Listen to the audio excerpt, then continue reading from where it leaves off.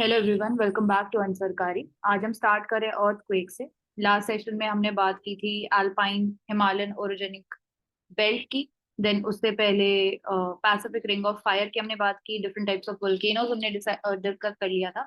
Orogenic processes में जो sudden movement होती है उसमें सेकेंड टाइप जो कि अर्थक्वेक है वो हम आज डिस्कस करेंगे। अर्थक्वेक क्या होता है? बेसिकली जो क्रस्ट में, मैंटल में जो प्लेट्स होती है, टेक्टोनिक प्लेट्स होती है, उनमें जो वाइब्रेशंस होती हैं एक तरीके से उसी को अर्थक्वेक बोलते हैं। अब वो वाइब्रेशंस कैसे होती हैं?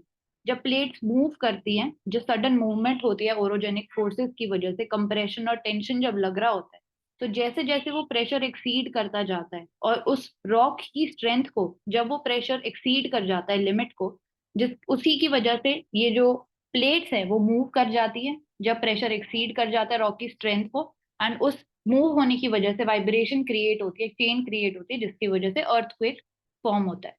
तो अर्थक्वेक में दो टाइप के सेंटर होते हैं। एक तो फोकस, जो कि क्रस्ट के अंदर जहां से मूवमेंट स्टार्ट हो रही है अर्थ के इंटीरियर में, उसको फोकस बोलते हैं। एंड उस फोकस के परपेंडिकुलर जो पॉइंट हमारा ग्राउंड सरफेस पे है उसको एपी सेंटर बोलते हैं। एपी सेंटर या फिर हाइपो सेंटर हम बोल सकते हैं। अब जो वाइब्रेशंस है वो एपी सेंटर से आउटवर्ड डायरेक्शन में ट्रैवल करती है वेव्स के फॉर्म में। तो यहाँ पे हम देख सकते हैं प्लेट बाउंड्री हमें दिख रही है, एपी सेंटर जो कि ग्राउंड सरफेस पे है, एंड क्रस्ट में हम बोलते हैं कि फोकस होता है। सेस्मिक वेव्स है जो कि इन एंड आउट अलग अलग डायरेक्शंस में ट्रैवल करती है। तो जो वेव्स ट्रैवल कर रही हैं उसमें तीन टाइप होते हैं, पी वेव, एस वेव और L wave. P wave primary waves जो कि सबसे जल्दी, सबसे फास्टेस्ट स्पीड से ट्रैवल करती हैं। बोथ लिक्विड और सॉलिड में ट्रैवल कर सकती है। इसको आप इमेजिन कर सकते हो जैसे पॉन्ड में हम पत्थर डालते हैं तो रिपल्स क्रिएट होते हैं, तो ऐसे रिपल्स की तरह ये अलग अलग डायरेक्शन में एपी सेंटर से हर डायरेक्शन में ट्रैवल करती है। फिर आता है एस वेव, जिसको सेकेंडरी वेव्स बोलते हैं। ये पी वेव से इनकी स्पीड धीरे होती है, सिर्फ सॉलिड में ट्रैवल कर पाते हैं। एंड ग्राउंड की जो शेकिंग होती है, हम बोलते हैं कि बहुत ज्यादा जैसे ग्राउंड शेक करता है, हम चाइना या फिर जापान की कई बार वीडियोस देखते हैं तो बिल्डिंग्स हिल रही होती हैं, तो उनका हम रीजन बोल सकते हैं एस वेव्स की वजह से ज्यादा होता है, जो कि सॉलिड में ट्रैवल करती हैं सिर्फ। इसके बाद आता है एल वेव्स, जो कि सबसे ज्यादा स्पीड जिसकी स्लोएस्ट होती है सरफेस वेव्स की, सरफेस के पास ट्रैवल करती है। अब सरफेस के पास ट्रैवल कर रही है तो डायरेक्टली हमें पता चल जाएगा कि सबसे ज्यादा जो डेंजरस है वो यही है, सबसे ज्यादा डिस्ट्रक्शन इन्हीं की वजह से होता है। तो पी वेव देख लिया, जो कि दोनों लिक्विड और सॉलिड में ट्रैवल करती हैं, सबसे फास्ट स्पीड होती है इनकी। फिर धीरे धीरे स्पीड कम होती जाती है, एस वेव की कम होती है, पी वेव से सिर्फ सॉलिड में करती है travel. And then L waves आती हैं जो कि सरफेस पे ट्रैवल करती है, जिनकी वजह से डिस्ट्रक्शन सबसे ज्यादा होता है, एल वेव्स। तो अब हम देखते हैं कि जो ये एपी पर सेंटर। हम्म। जो आपने एस वेव्स बोला, एस वेव्स को हम सेकेंडरी वेव्स बोल रहे थे। कहाँ पे ट्रैवल करती है? मतलब प्राइमरी तो with in the earth surface होता है, सरफेस के ऊपर आपने बोला एल वेव्स, तो एस वेव्स कहाँ है? सरफेस के ऊपर नहीं है, मतलब सरफेस के पास ट्रैवल कर रही है, ये सब अंडरग्राउंड ही हो रहा है। ये जो तीनों वेव्स हैं ये अर्थ के इंटीरियर में ही ट्रैवल करती है, जो रॉक्स की वाइब्रेशन होती जाती है वहीं पे ट्रैवल करती है। बट ये सरफेस के पास ट्रैवल करती है, इसीलिए डिस्ट्रक्शन ज्यादा होता है। ये दोनों भी अर्थ के इंटीरियर में ही ट्रैवल करती हैं, बस डिफरेंस इतना है कि ये जो पी वेव है ये जल्दी ट्रैवल करती है, सबसे ज्यादा स्पीड होती है इसकी। एंड ये लिक्विड और सॉलिड दोनों में ट्रैवल कर सकती है। बट जो एस वेव है वो लिक्विड में ट्रैवल नहीं करती है, सिर्फ सॉलिड में ट्रैवल कर पाती है। तो हम ये बोल सकते हैं जो फोकस से वेव्स इमर्ज हो रही है वो प्राइमरी और सेकेंडरी दोनों है। हाँ जी, दोनों है। ठीक। ठीक है। मतलब बेसिकली अलग अलग पार्ट में वाइब्रेशन हो रही है अर्थक्वेक की वजह से। तो जिस जिस पार्ट में वो वाइब्रेशन हो पा रही है एंड किस स्पीड से हो रही है उसके बेसिस पे हमने डिवाइड किया। ये लिक्विड और सॉलिड में दोनों हो सकती है, तो उसको हमने प्राइमरी वेव बोला, एंड इसकी स्पीड सबसे ज्यादा होती है। फिर एस वेव्स, बट सब कुछ हो रहा है इंटीरियर में, बस पोजिशनिंग उसकी कहाँ पे हो रही है वाइब्रेशन की, उसके बेसिस पे हमने क्लासिफिकेशन किया है। जो सबसे ज्यादा डिस्ट्रक्शन कॉज करती है वो होती है सरफेस वेव्स, एल वेव जिसको बोलते हैं। इसके बाद आता है ओके। Shadow reason.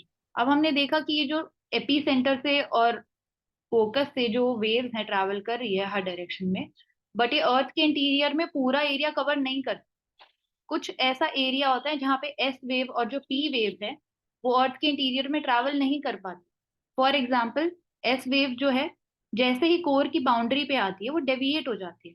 तो जो मैंटल और कोर की बाउंड्री होती है वहां से वो डेविएट होके 103 डिग्री एंगल बना के डेविएट हो जाती है दूसरी डायरेक्शन में। तो यहाँ पे जो ये रीजन है, यहाँ पे जब वो ट्रैवल नहीं कर रही है तो एस वेव शैडो रीजन यहाँ पे बन जाता है। यहाँ पे भी हम देख सकते हैं एपीसेंटर से पी वेव ट्रैवल कर रही है, फिर जैसे ही कोर और मैंटल की बाउंड्री आती है हल्का सा डेविएट होती है, एंड फिर जब वापस से वो वापस से कोर के अंदर से निकल के मैंटल की तरफ जाती है तो वापस से डेविएट होती है, जिसकी वजह से यहाँ पे फिर से पी वेव शैडो रीजन, दो पी वेव शैडो रीजन बन जाते हैं। तो ऐसा तो ये क्यों? डेविएट है उसको हम बोल सकते हैं रिफ्रैक्ट हो रही है क्योंकि हाँ, डेंसिटी डिफर है। रिफ्रैक्ट हो रही है। यस। हम्म। तो यहाँ पे हम यही देख रहे हैं कि एस वेव कहाँ पे डिसअपियर होती है, बाउंड्री जो होती है अर्थ की मैंटल की और आउटर कोर की वहां पे होती है। क्यों? क्योंकि मॉल्टन आयरन और निकल प्रेजेंट होता है, और जैसे हमने बोला कि डेंसिटी। और एक और रीजन होता है जो कि कोर रीजन होता है कि क्यों यहाँ पे ही डेविएट करती है, क्योंकि जो एस वेव होती है हमने देखा वो सिर्फ सॉलिड में ट्रैवल करती है, बट जो कोर है, आउटर कोर वाला एरिया है, हमने देखा था कि अकेली ऐसी लेयर है अर्थ के इंटीरियर में जो कि लिक्विड है। तो यहाँ पे जो मोल्टन फॉर्म में आयरन और निकल होता है यहाँ पे ये ट्रैवल नहीं कर पाती है, डेंसिटी में डिफरेंस आता है, मटेरियल में डिफरेंस आता है, जिसकी वजह से ये यहाँ से रिफ्रैक्ट हो जाती है। तो इसलिए ये शैडो रीजन क्रिएट करती है। On the opposite side of earth there is no S wave, no S waves are detected. जैसे यहाँ पे एस वेव डिटेक्ट हो रही है, बट यहाँ पे शैडो रीजन बन गया तो कोई भी एस वेव यहाँ पे डिटेक्ट नहीं हो पाती। उसके बाद क्यों डिसअपियर होती है? They are also called secondary waves. They are type of a seismic wave which involves shaking motion parallel to the direction of travel. They cannot travel through liquid. बस वही रीजन है जो हमने बात की कि लिक्विड से बना होता है, इसलिए वो डिसअपियर हो जाती है, वहां पे ट्रैवल नहीं कर पाती। उसके बाद पी वेव्स आती हैं। पी वेव कहाँ पे शैडो रीजन क्रिएट करती हैं? पी वेव जो है वो पेनिट्रेट कर जाती है आउटर कोर में, क्योंकि वो लिक्विड में भी ट्रैवल करती है एंड सॉलिड में भी ट्रैवल करती है, बट उनका शैडो और बेंडिंग की वजह से लिक्विड, जैसे जैसे वो यहाँ से आई, सॉलिड था फिर लिक्विड में आई, तो एक तरीके से रिफ्रैक्टिव इंडेक्स भी जो है वो भी डिफरेंशिएट करती है, एंड जो डेंसिटी है वो भी डिफरेंट हो जाती है, जिसकी वजह से वो थोड़े एंगल पे डेविएट होती है। वापस से वो लिक्विड से सॉलिड में जाती है तो फिर से उसकी डायरेक्शन चेंज होती है, जिसकी वजह से यहाँ पे और यहाँ पे वो शैडो रीजन क्रिएट कर देती है। P waves are compressional waves which vibrate the particles back and forth along the direction of travel, and ये सॉलिड और लिक्विड में दोनों में ट्रैवल कर जाती है, बट क्योंकि मटेरियल चेंज हो रहा है उसकी वजह से डेविएशन क्रिएट होता है। तो एस वेव याद रख सकते हैं हम, ये इसके ऊपर क्वेश्चन भी आया था 2023 में भी, कि जो एस वेव्स हैं ये लिक्विड में ट्रैवल नहीं करती है, इसलिए आउटर कोर और मैंटल की बाउंड्री पे ये दूसरी डायरेक्शन में चली जाती है, एंड ऑपोजिट डायरेक्शन जो है यहाँ से ऑपोजिट जो साउथ में डायरेक्शन है यहाँ पे कोई भी एस वेव डिटेक्ट नहीं हो पाती। एंड जो पी वेव है क्योंकि वो दोनों में ट्रैवल कर सकती है, लिक्विड और सॉलिड में, इसलिए वो एंटर तो करती है आउटर कोर को बट डेविएट हो जाती है, एंड जब वापस निकलती है तो फिर से उसका एंगल चेंज होता है। इसकी वजह से यहाँ पे दो शैडो रीजन को क्रिएट करती है। तो ये तीन थे। सबसे फास्टेस्ट जो ट्रैवल करती है पी वेव, सबसे स्लोएस्ट सरफेस जो कि एल वेव्स है, एंड सबसे ज्यादा डिस्ट्रक्शन एल वेव्स कॉज करती है। शैडो इसमें करुणा आपको पता, इसमें हम बोलते हैं कि ट्रांसवर्स और लॉन्गिट्यूडिनल कौन सा ट्रैवल करती है, एक वो डिफरेंस भी तो होता है, प्राइमरी और सेकेंडरी वेव में होता है। आप एक बार बता दो, आपको पता है तो। ओके, लेट मी सर्च, ये होता है इनमें। जी। क्या हुआ मानसी? मैं प्राइमरी और एस वेव्स में कह रही हूँ ना, इनमें से कोई एक ट्रांसवर्स और एक कोई लॉन्गिट्यूडिनल वेव भी तो होती है। अरे ये और एस वेव में ही होता है। I think primary wave. Primary होती है लॉन्गिट्यूडिनल, दे कैन हाँ, ट्रैवल और एस वेव सॉलिड, होता है ट्रांसफर। फास्टेस्ट इसमें होती है। हाँ, सेकेंडरी है transverse, can travel through solid slower then P waves. तो यहाँ पे इसके बारे में थोड़ा सा और आप एक्सप्लेन कर सकते हो, ट्रांसवर्स और लॉन्गिट्यूडनल। ट्रांसवर्स और लॉन्गिट्यूड लॉन्गिट्यूड, बोलो मानसी। इसका differentiation on the basis of जो इनका डायरेक्शन ऑफ मोशन है या ट्रैवल जिस डायरेक्शन में करिए जिस तरीके से। तो लॉन्गिट्यूडिनल वुड बी जो डायरेक्शन, जिस डायरेक्शन में मूव कर रही है वो पैरेलल है, तो इसलिए उसको आई थिंक लॉन्गिट्यूडिनल इसलिए बोलते हो। और ट्रांसफर जो है दैट डायरेक्शन इज परपेंडिकुलर, जो वेव लाइक फॉर्मेशन होता है ना, that is perpendicular to the direction in which they are moving. तो इसलिए उसको ट्रांसफर्स बोलते हैं। इसको हम्म ग्राफ के थ्रू और इजीली समझ सकते हैं। ओके, सो जो पी वेव्स होती है वो लॉन्गिट्यूडनल होती है और एस वेव्स जो है वो ट्रांसवर्स होती राइट। है। ठीक है, एंड देन हमने कवर कर लिया कि शैडो रीजन कैसे और क्यों कहाँ पे फॉर्म करती हैं एस वेव्स और पी वेव्स। इसके बाद आता है इम्पैक्ट, क्या आता है अर्थक्वेक का। आफ्टर इम्पैक्ट में लैंडस्लाइड, मड स्लाइड, एवलांचेस, ये सारी चीजें जो डिजास्टर मैनेजमेंट में हम कवर कर लेंगे। सुनामी, फायर, ग्राउंड डिस्प्लेसमेंट होता है, फ्लड्स आते हैं, डैम फेलियर्स होते हैं। यहाँ पे मैप में आप देख सकते हो जो सीवियर अर्थक्वेक आए 9.2 मैग्नीट्यूड साउदर्न अलास्का 1964 में, देन इंडियन ओशन में सुमात्रा आइलैंड इंडोनेशिया 2004 9.1 मैग्नीट्यूड। तो ये 5 मेजर। और एक और है, जैसे रेलेग वेव्स बोलते हैं, जो सरफेस वेव्स है ना उनको रेलेग वेव्स भी बोलते हैं। ठीक है, ये टर्म भी पता होना चाहिए। तो यहाँ पे एंडोजेनिक फोर्सेस जो काम कर रहे थे हमारे, orogenic sudden movements and slow movements, वो हमने कवर कर लिया, वोल्केनिज्म एंड अर्थक्वेक। अब हम कवर करेंगे एक्सोजेनिक फोर्सेस क्या क्या काम कर रहे थे, जो कि एक्सटर्नल फैक्टर से अपनी स्ट्रेंथ ड्रॉ करते हैं। फॉर एग्जाम्पल विंड चल रही है या फिर ग्लेशियर है, स्नो है, उनकी वजह से, रिवर वाटर है, उनकी वजह से जो प्रोसेसेस होते हैं वो कवर करेंगे। Weathering, mass movement, erosion, transportation, ये सब। तो वेदरिंग में सबसे पहले तो जो फोर्सेस काम कर रहे होते हैं, केमिकल एक्शंस होते हैं, मॉलिक्यूलर स्ट्रेस लगता है रॉक के ऊपर, उसकी वजह से वेदरिंग होती है। ग्रेविटेशनल फोर्स लग रहा होता है जिसकी वजह से जो स्ट्रेंथ है धीरे धीरे इरोड होती जाती है एंड और भी ज्यादा रॉक जो है कॉम्पैक्ट होते जाते हैं। तो यहाँ पे डेन्यूडेशन प्रोसेसेस और कैसे कैसे वो अपना फोर्स डिराइव कर रहे हैं। सबसे पहले वेदरिंग। वेदरिंग में 3 पार्ट हैं, केमिकल, बायोलॉजिकल और फिर फिजिकल वेदरिंग। इसमें इतना ज्यादा डेप्थ में जाना इंपॉर्टेंट नहीं है, बट एक बार हम आइडिया लगाने के लिए देख सकते हैं कि सोल्यूशन केमिकल वेदरिंग में क्या होता है। कार्बोनेशन, हाइड्रेशन, ऑक्सीडेशन जो कि आयरन में देखते हैं, रिडक्शन, इनमें क्या क्या होता है। तो सबसे पहले वेदरिंग क्या होता है। वेदरिंग बेसिकली एक प्रोसेस है जिसमें जो रॉक है सरफेस की वो ब्रेक डाउन हो रही है छोटे छोटे पार्टिकल्स में। अब इसमें अलग अलग फैक्टर्स इन्वॉल्व हो सकते हैं, मैकेनिकली भी डिसइंटीग्रेट हो सकती है या फिर केमिकल डीकॉम्पोजिशन भी हो सकता है। इसमें फैक्टर्स जैसे जियोलॉजिकल, क्लाइमेटिक, टोपोग्राफी के बेसिस पे कि रिवर वैली के कितना पास है, या फिर वेजिटेशन कवर कितना हो रहा है, जिसमें हम देखते हैं कि ऑर्गेनिक मैटर्स या फिर वेजिटेशन जो प्लांट की रूट्स हैं वो भी कैसे क्रैक लेके आ जाती है रॉक के अंदर। तो अलग अलग फैक्टर्स इन्वॉल्व होते हैं वेदरिंग में। इसके बाद बायोम्स आता है। बायोम्स एक ऐसा जियोग्राफिकल एरिया है जहाँ पे प्लांट और एनिमल्स होते हैं वो अपने इन्वायरमेंट के साथ साथ अडेप्ट कर जाते हैं, जिनकी वजह से फॉरेस्ट फॉर्मेशन या फिर वेजिटेशन हम देखते हैं। फॉरेस्ट फॉर्मेशन की वजह से वेदरिंग भी होती है मैंटल की, तो वो हम कवर करेंगे। Weathering of rocks and deposits in important हो जाता है क्योंकि ये हमारा केमिकल कॉम्पोजिशन जो है रॉक का उसको भी चेंज करते हैं।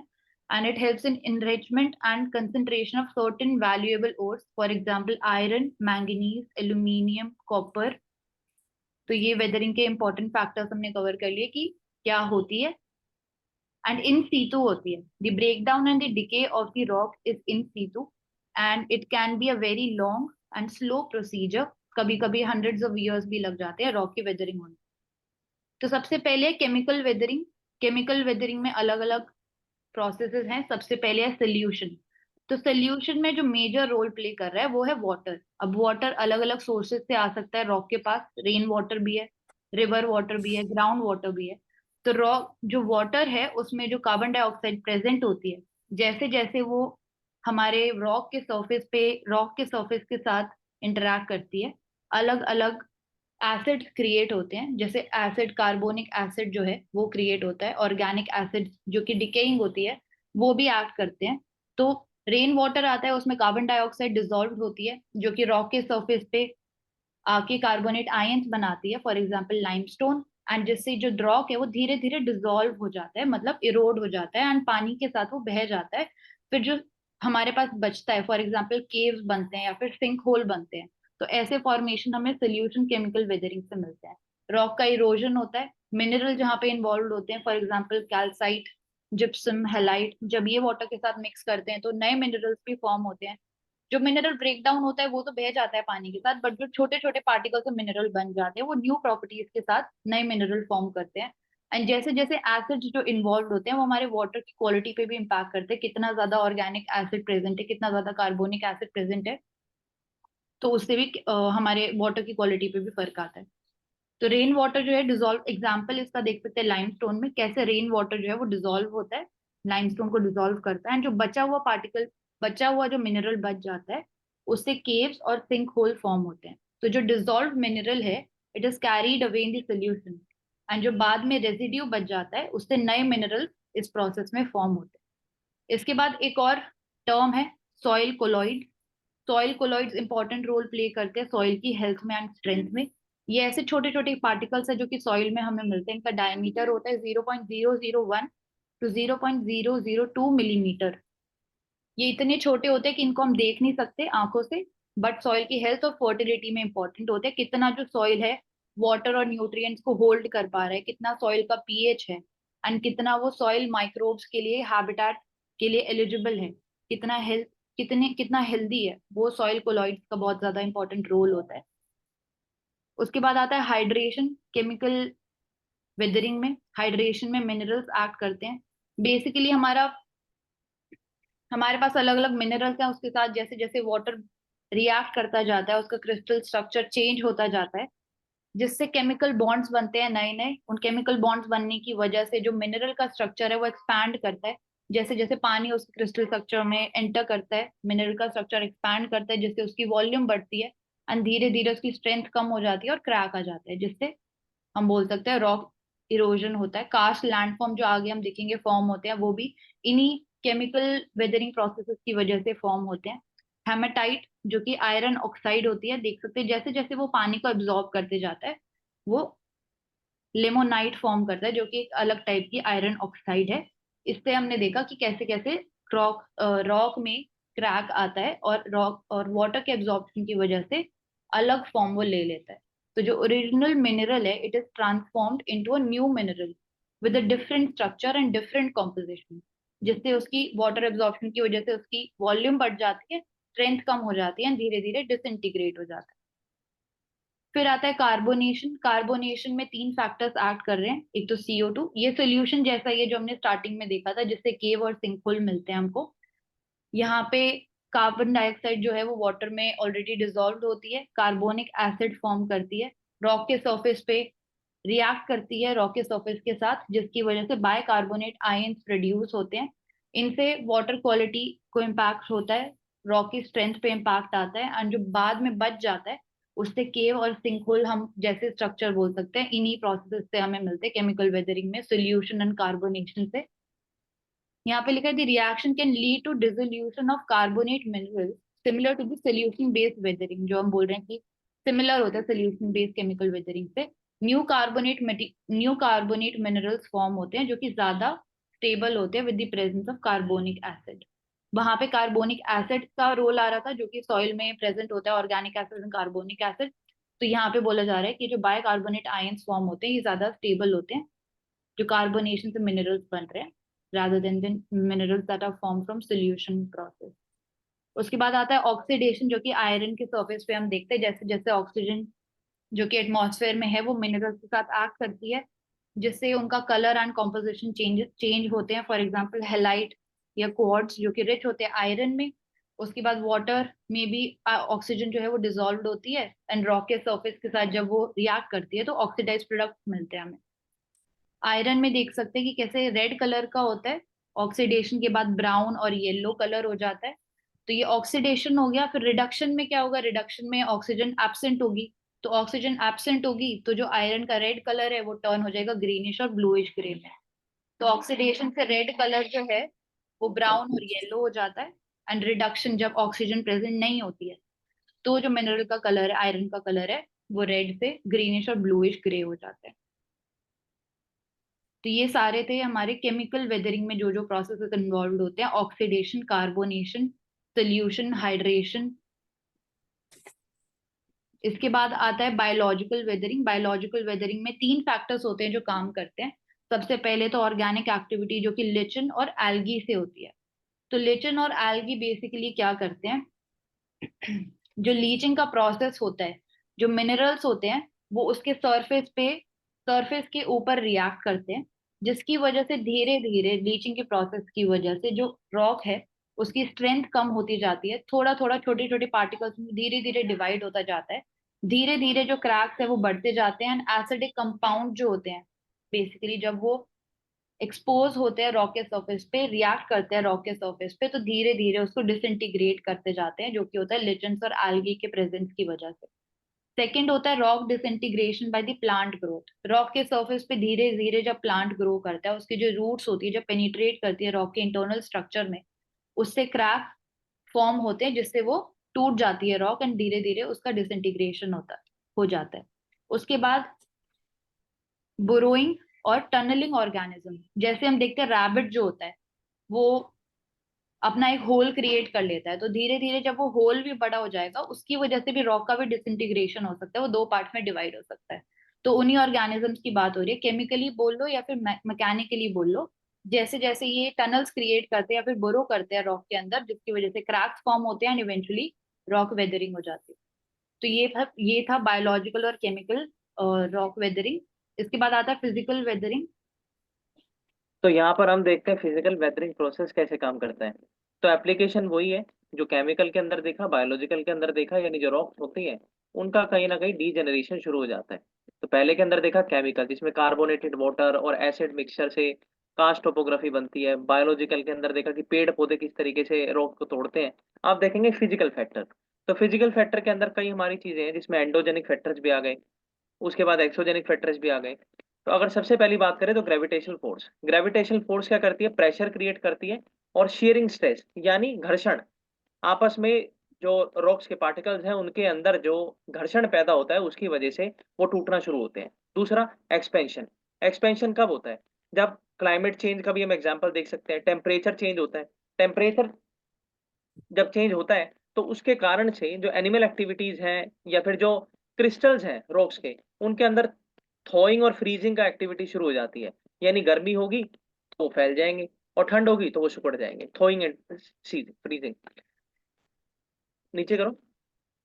इसके बाद वाटर प्रेशर, तीसरा पॉइंट। हाँ, वाटर प्रेशर। तो वो जो वाटर वहां से जा रहा है, जो वेटिंग एंड ड्राई एंगल है, बारिश आ रही है अंदर जा रहा है। तो इसके बाद जो है पूरा प्रोसेस, ये तीन ऐसे फैक्टर हैं जो कि फिजिकल वेदरिंग प्रोसेस को कहीं ना कहीं जो है बढ़ाते हैं। इसके बाद सरफेस लेवल पर भी हो जाता है और अर्थ के अलग अलग मटेरियल्स के, यानी with in internal structure and external structure, तो दोनों पर काम करता है फिजिकल प्रोसेस। इसका सबसे ज्यादा जो डैमेज देखने को मिलता है वो रॉक्स के अंदर देखने को मिलता है, और हम बोल सकते हैं कि फिजिकल जो वेदरिंग होती है that is very fast if we compare it with the biological and the chemical weathering, क्योंकि फिजिकल वेदरिंग बहुत जल्दी होती है। फैटिगनेस आती है रॉक के अंदर, फट जाती है रॉक्स, जिसके हमने अंदर देखा है सर्क्यू, केवंस, ये सारी चीजें क्रिएट हो जाती हैं। फिर जो बोल्डर जब वो गिरने लग जाते हैं, लैंडफॉर्म्स का एग्जांपल, प्राइम एग्जांपल है इस वेदरिंग प्रोसेस का। अनलोडिंग एंड एक्सपेंशन, तो यहाँ पे हम सामने देख सकते हैं कि एक्सफोलिएशन डोम है और ग्रेनाइट रॉक का एग्जांपल दिया हुआ है आंध्र प्रदेश के अंदर। तो this is a rock which is a granite rock, जिसके ऊपर हम एक्सफोलिएशन देखने को मिल रहे हैं। यहाँ पर अलग अलग जो है जो फिजिकल प्रोसेस है उसकी वजह से अनलोडिंग हुई, प्रेशर क्रिएट होता है और एक्सपेंशन होता है रॉक्स का। तो इसकी वजह से जो पूरी रॉक है उसके जो स्ट्रक्चर है वो आपस में डिवाइड होना शुरू हो जाते हैं। वर्टिकल प्रेशर क्रिएट होता है जिसकी वजह से जो रॉक है वो टूटने लग जाती है, उसके बॉर्डर है नीचे आना शुरू हो जाते हैं। पैरेलली ग्राउंड सरफेस, यानी जो ग्राउंड सरफेस है उसके पैरेलली फ्रैक्चर्स डेवलप होने शुरू हो जाते हैं। आप देखते हैं जब हम पहाड़ों की साइड जाते हैं, आप पेनिनसुलर इंडिया जाइए, आप डेक्कन बेल्ट में जाइए, आप नॉर्थ इंडिया में जाइए, हिली स्टेट में जाइए, तो आपके जो रोड्स होते हैं उनके बिल्कुल पैरेलली साइड पर आप देखते हैं कि अलग अलग लेयर्स क्रिएट होती है, दरारें होती है पहाड़ों के अंदर। So this is the impact of physical weathering. और इसमें अनलोड प्रेशर ग्रेडियंट फोर्स, हम इस एग्जैक्ट टर्म को यूज करते हैं, प्रेशर ग्रेडियंट फोर्स, जो कि एक्सटर्नल एंडोजेनिक एक्सोजेनिक प्रेशर की वजह से क्रिएट होती है और जो है इस तरीके की एक्सफोलिएशन शीट्स फिर क्रिएट हो जाती है रॉक्स के ऊपर, और फिर उन्हीं के बाद डिसइंटीग्रेशन पूरा चालू हो जाता है। तो ये जो पूरा स्मूथ राउंडेड डोम है इसको हम एक्सफोलिएशन डोम के नाम से भी जानते हैं। तो एक्सफोलिएशन क्या है, this is not an outcome, ये एक प्रोसेस है, फिनोमिना है। कैसा फिनोमिना है, जिसके अंदर जो शीट्स हैं पूरे रॉक की वो अलग अलग भागों में आपस में कट जाती हैं, लेयर्स आ जाती है और स्मूथ और राउंडेड सर्फेसिस बन जाते हैं। ये एक्सपेंशन के कारण होती है, फिजिकल प्रेशर, फिजिकल टेम्परेचर हो गया, रेनफॉल हो गया, प्रेसिपिटेशन हो गया, हीट हो गया, सारी चीजों का इसके ऊपर इफेक्ट होता है। और tors and exfoliation dome result due to unloading, गिरता रहता है पहाड़ के ऊपर से जितना बोल्डर है सारा कुछ, और थर्मल एक्सपेंशन, हीट है उसके बाद ठंड है, तो पोर्स के अंदर जब पानी चला जाता है तो एक्सपेंड होना शुरू हो जाता है। और जब हीट यानी जब इंटेंस प्रेशर ऑफ हीट आता है गर्मियों के सीजन के अंदर, तो वो वहीं पर एक्सपेंशन हो जाता है उसका, तो इंटरनल ब्रेकडाउन होना शुरू होता है इस प्रोसेस के अंदर, एक्सफोलिएशन के अंदर। एंड यहाँ पे मैं एक पॉइंट ऐड करना चाहूंगी कि जो एंड में हमें रिजल्ट मिलता है ये सब होने के बाद, कॉन्ट्रैक्शन और एक्सपेंशन होने के बाद, जब रॉक है उसकी जो स्ट्रेंथ है कम हो जाती है एंड डिसइंटीग्रेट होती है, उसके बाद जो रिजल्ट मिलता है उसको एक्सफोलिएशन बोलते हैं, फिर जैसे ये एग्जांपल भी है। Yes.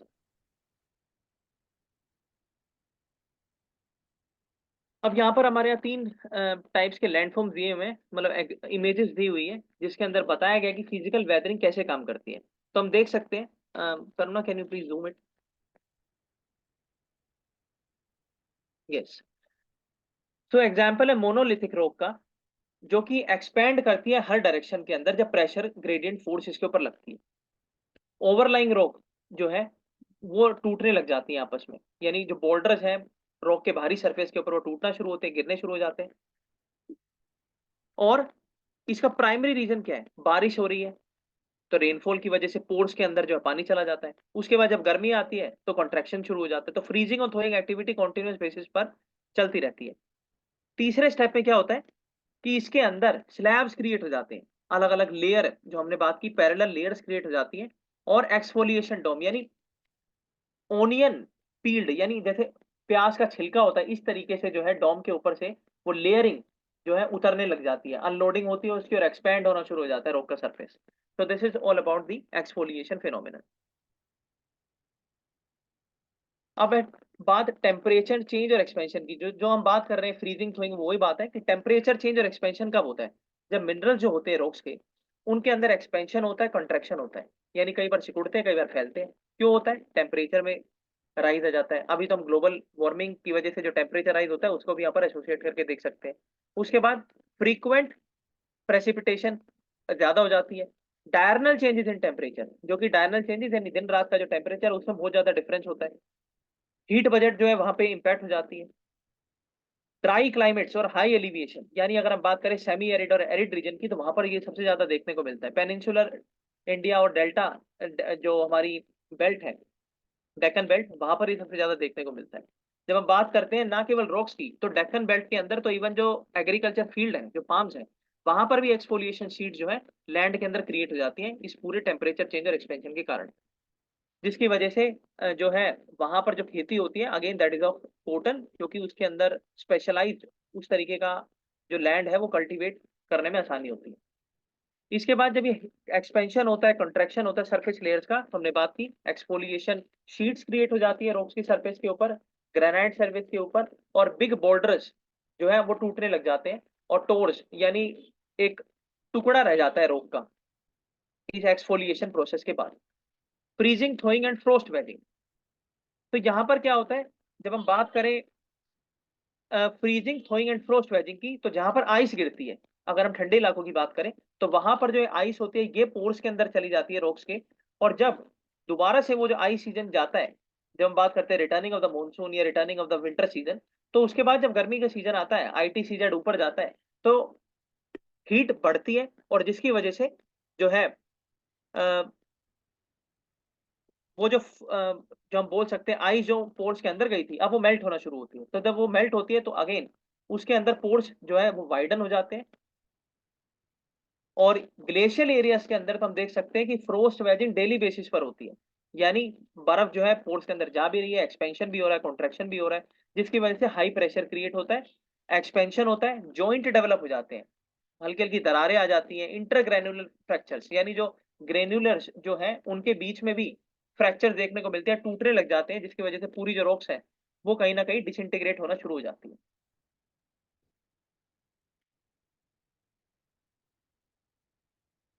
तो क्रायोस्टैटिक प्रेशर क्या होता है? क्रायोस्टैटिक हम बात करते हैं क्रायोस्फीयर की, तो यहाँ पर क्रायोस्टैटिक प्रेशर है outcome of weight and thickness of the ice, यानी जो ठंडे इलाके हैं वहां पर जब आइस क्रिस्टल्स जो है वाटर क्रिस्टल जो फ्रीज्ड हैं, जब वो पोर्स के अंदर जाते हैं, तो वो इतने ज्यादा इंपैक्ट होता है कि वो होल्स क्रिएट कर देते हैं, क्रिवाइसेस आ जाती है, दरारें आ जाती हैं, जॉइंट्स आ जाते हैं, टुकड़े हो जाते हैं रॉक के। और जब वो पानी से भर जाते हैं समर सीजन के अंदर तो फिर फाइनली ब्रेक डाउन होता है और this pressure exceeds the tensile strength of the rock. तो हम बोल सकते हैं कि the pressure created by the molecules and these frozen ice balls are much more having density, having pressure than the strength of the rocks, जिसकी वजह से rock जो है ब्रेक होती है। और ये इसको पूरे प्रोसेस को हम बोलते हैं freezing, thawing and frost waging. मतलब कॉन्टिन्यूअसली फ्रीजिंग हो रही है रॉक में एंड कॉन्टिन्यूअसली एक्सपेंशन हो रहा है, यही बेसिक पूरा कोर है इसका। इसमें इसमें क्या ऐड कर सकते हैं, जो वेज होता है, एक कारपेंटर को दिखते हैं ना वेज, जिसे लकड़ी काटता है, तो वैसे ही वेज जैसा फॉर्मेशन होता है, क्योंकि लगातार एक्सपेंशन, कॉन्ट्रैक्शन। और जब आइस फॉर्मेशन होता है तो हम लोग पढ़े थे anonymous expansion of ice below 4 degree centigrade. उस समय एक्सपैंड करता है आइस, इसी कारण इट क्रिएट्स अ फ्रैक्चर और water during day time and summer time and it freezes, उसी कारण रॉक ब्रेक्स। तो फ्रोस्ट से होता है इसको। कंटिन्यू। तो क्रायोस्टैटिक प्रेशर भी मतलब बेसिकली वही है जो फ्रीजिंग की वजह से प्रेशर एक्सर्ट हो रहा है, और जैसे जैसे वो टेंसाइल स्ट्रेंथ को एक्सीड कर जाता है, रॉक की स्ट्रेंथ को जो इंक्रीज कर जाता है, तो रॉक ब्रेक डाउन होता है। अब अगर बात करें थर्मल एक्सपेंशन की, तो ये जो है इसका जो हम बोल सकते हैं ज्यादातर देखने को मिलती है डिजर्ट रीजन के अंदर, एरिड रीजन के अंदर, सेमी एरिड रीजन के अंदर। तो इसको हम फिजिकल और मैकेनिकल वेदरिंग बोलते हैं। तो यहाँ जब हमने बात करी ठंडे इलाकों की, तो वहां पर जो बर्फ है उसका एक इंपॉर्टेंट रोल था, लेकिन यहाँ पर हीट का इंपॉर्टेंट रोल है। तो यहाँ पर क्या होता है, जो रॉक्स हैं वो फिजिकल एटमॉस्फेयर से जो हीट है उसकी वजह से टूटना शुरू होती है।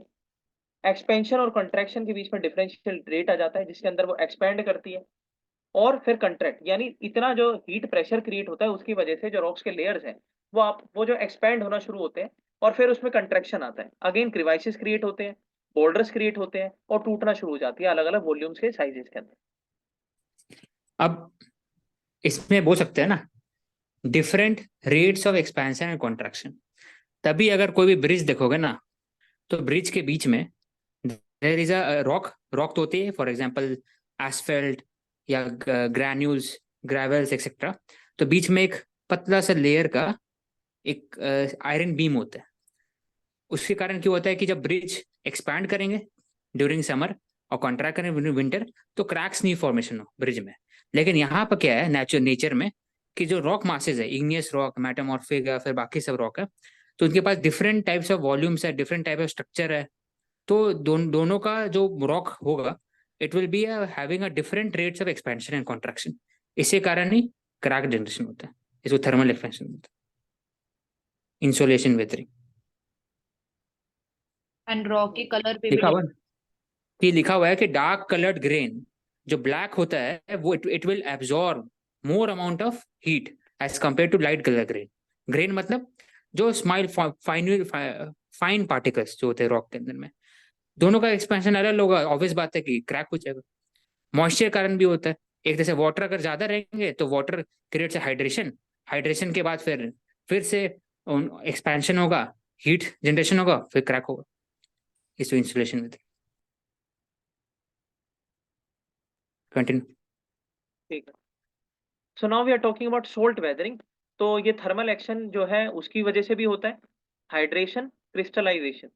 तो यहाँ पर जो सोल्ट इंक्लूडेड वाटर जो होता है, जिसमें हम कैल्सिफिकेशन के प्रोसेस की जब हमने बात की, सोडियम एनरिच्ड वाटर जो होता है, मैग्नीशियम, पोटेशियम, बेरियम, जब इस तरीके का सॉल्यूशन जो वाटर है या फिर डिजोल्व हम बोल सकते हैं सॉल्यूशन है वाटर का, जब वो रॉक्स की अंदर जाता है, पेनिट्रेट करता है, तो ये भी थर्मल प्रॉपर्टी जो है क्रिएट करता है, जिसकी वजह से टेम्परेचर बढ़ता है। टेम्परेचर बढ़ने से जो है जो सोल्ट मॉलिक्यूल्स जो अंदर गए, पेनिट्रेट हुए, वो एक्सपेंशन होना शुरू करते हैं, जिसकी वजह से जो मोलिकुलर स्ट्रेंथ है रॉक की वो टूटती है।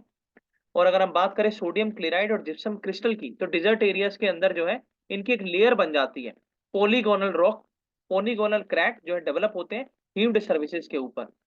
और chalk breaks down most readily followed by limestone. तो हम देखते हैं जब ये जो limestone, sandstone, shale, gneiss granite, ये जितने भी हमारे कंपोनेंट्स हैं, जब इनके ये मोस्टली जो है सब्जेक्टेड होते हैं सोल्ट क्रिस्टल ग्रोथ से, तो इन रॉक्स के अंदर जो सोल्ट प्रोसेस है, ये सोल्ट वेदरिंग है, वो कहीं ना कहीं एग्जाम्पल important प्रवेश, एग्जाम्पल सॉल्ट वेदरिंग का, अगर इंडिया में कोई टेम्पल आर्किटेक्चर में देखा जाए तो सॉल्ट वेदरिंग एग्जाम्पल है। बताओ आप। महाबलीपुरम सोर टेम्पल, हम्म, पल्लवास। तो पूरा जो स्ट्रक्चर था उसमें अगर देखोगे तो फिर वेदरिंग के कारण इट वो थोड़ा सा स्ट्रक्चर फाइन नहीं दिखता है दिखने में, मतलब कि दिखता है कि वियर एंड टीयर आउट हुआ है इसी कारण। ठीक है। सॉल्ट में Na+Cl- है, वो जाते हैं, रिएक्ट करते हैं, हीटिंग अलग अलग होता है, सब चीज। तो वेदरिंग, सॉल्ट वेदरिंग। नेक्स्ट तो करो। बोलो, करो ना। सरफेस होता है वो स्मूथ नहीं होता है ना, सॉल्ट वेदरिंग का जो आउटकम आता है। हाँ, हम्म। अलग अलग लेयर में अलग अलग टाइप से हो गए ना। क्रायो फ्रैक्चरिंग, ये ऑलरेडी बात कर ली कि जो आइस होता है, जो water, when water is freezed from 5 degree 4 degree, तो 4 डिग्री नीचे there is a slight expansion of the water, ice formation होता है। और उसी कारण ही आइस फ्लोट्स, क्योंकि डेंसिटी उसका कम होता है ऑन द वाटर। इसलिए जो आइस स्लैब होता है, आइस क्यूब होता है, वो हमेशा जो भी आप पीते हो कोल्ड ड्रिंक में, वो ऊपर ही रहता है। तो यही क्रायोजेनिक फ्रैक्चरिंग कारण जब पानी अंदर जाता है ठंडे गर्मी के समय में, तो जब पूरा फिल हो जाता है, जब ठंडा होता है तो उस समय इट एक्सपैंड जब करता है, it creates a pressure, osmotic pressure, उसी कारण फ्रैक्चरिंग होता है, पूरा फ्रैक्चर किया। लिक्विड वाटर कैन सीप इनटू क्रैक्स और create a fracture. Ice melt, liquid water performs act of erosion, carrying away the tiny rock fragment lost in the split. इसी को बोलते हैं फ्रॉस्ट वेदरिंग और cryosphere ice Frost weathering. Continue. जैसे हमने बात की थी वेजेस पे वर्क करता है ये, जो रॉक के वेजेस हो। Okay, so rest we can continue tomorrow. So thank you so much and keep watching Ansarkari.